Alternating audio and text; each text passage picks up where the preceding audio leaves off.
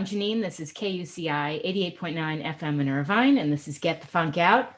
Standing by to join me are two people who are part of Petzbe, the cutest pet community on the planet. This looks amazing.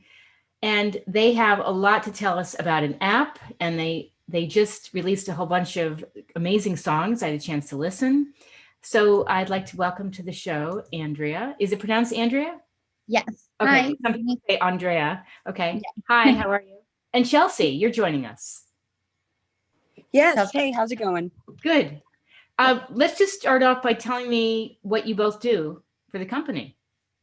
Okay, so my name is Andrea, and I'm the CEO and founder of Petzbe. And Chelsea? I am the director of growth of Petzbe. And how did you guys come up with this idea, or maybe one of you came up with this idea? How did this come about? So I came up with this idea about the same time I adopted my dog Angus. He's a Brussels Griffon, looks like outer space. Is he available for the interview? No, I'm not kidding. Is he around? No, unfortunately, he's not here right now, but I'm happy to send you video clips or anything. Okay. All right. But I mean, I was completely, mesmerized by his cuteness, and I started taking like hundreds of photos and videos a day, and cute. You like feel like you really want to share these photos and videos with someone who cares, who don't be like, oh no, not another photo. I'm done with you. But at the time I was kind of fed up with traditional social media, and how it can have it can be quite exhausting, and how we always end up comparing ourselves with others' successes, and sometimes be a bit draining, and in that moment, it came so natural to me that I wanted to start this pet community on an app, and where we not only shared our, pet's life, but also from the pet's perspective.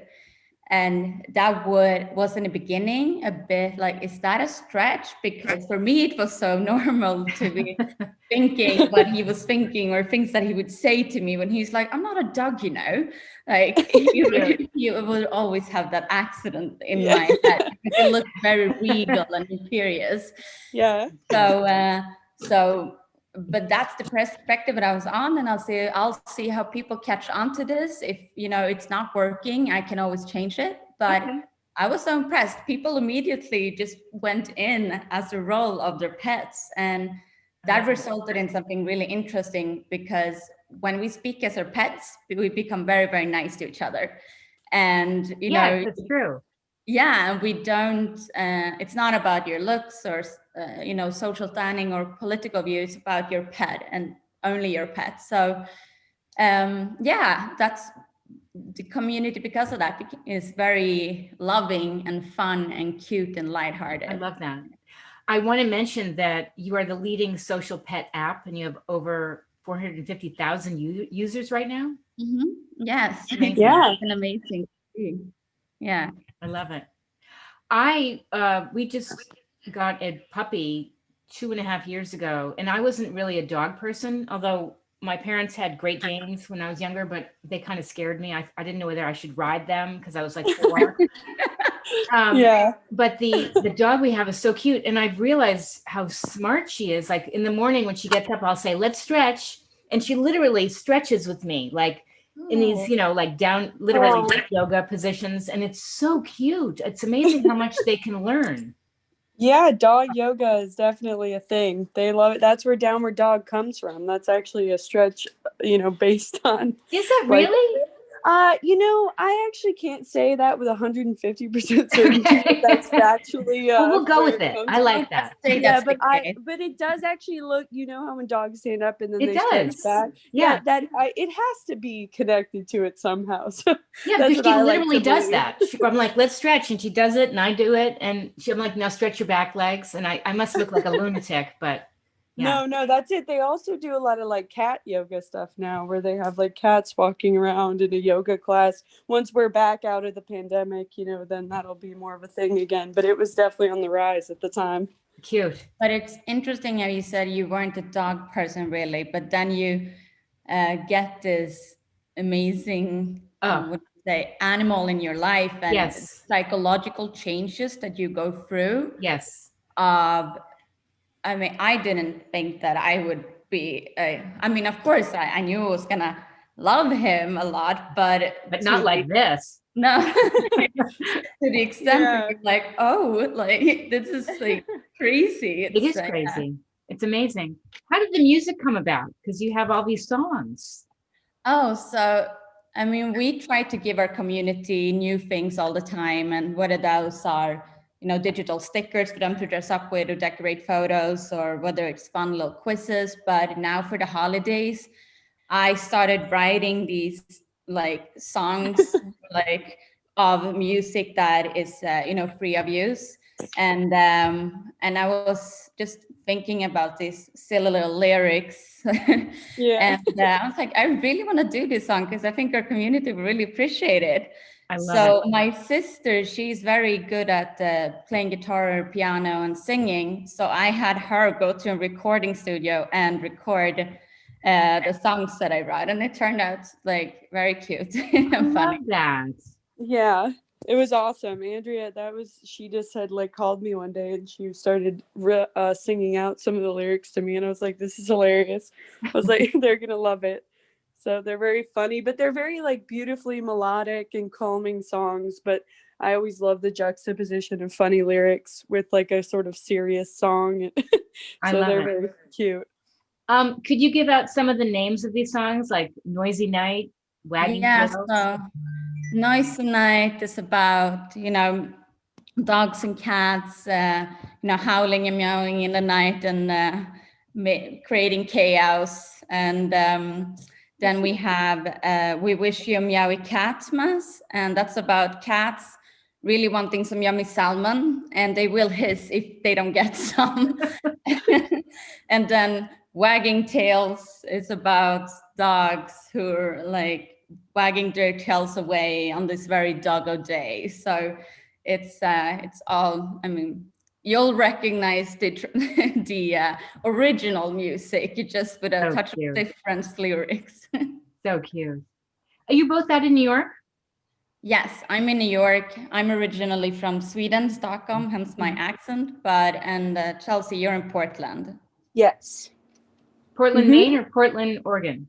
Oregon. Yeah. Oregon, So okay. we're in the height of the rainy winter right now. So that was part of the you know, funny thing about running around this morning, because I do my dog's enrichment. So I do all of their sniffle mats and all their like, you know, interactive toys in the morning, because they can't really do stuff outside because it's too rainy. Yeah. Yeah. You're such a good mom. Thank you. Yeah, just a busy mom over here with my 11 animals. 11? Yeah, I've got quite a group. Andrea was just here because we were working on a couple projects that we had to do together, and Auntie Andrea was in town, and she was covered with the animals at all times. So yeah, her house is like you're walking somewhere, but you're afraid that you're gonna step on a cat because she's 7 cats. So you're like, oh, and then it's like, oh no, that was just a squeaky toy. Like, it's all good. Right. It animals everywhere in every corner of the house. It's really beautiful to see. Good thing you're not allergic.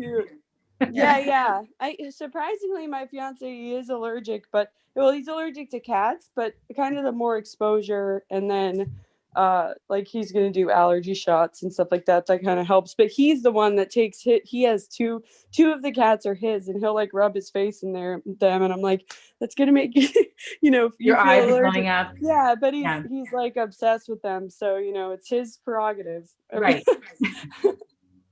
He just has to sign a disclaimer. Yeah, exactly. Right. Where can people find out more about you and your app and everything? So we are available on the App Store and on Google Play. Of course, we have a website too. We have a lot of articles written about us.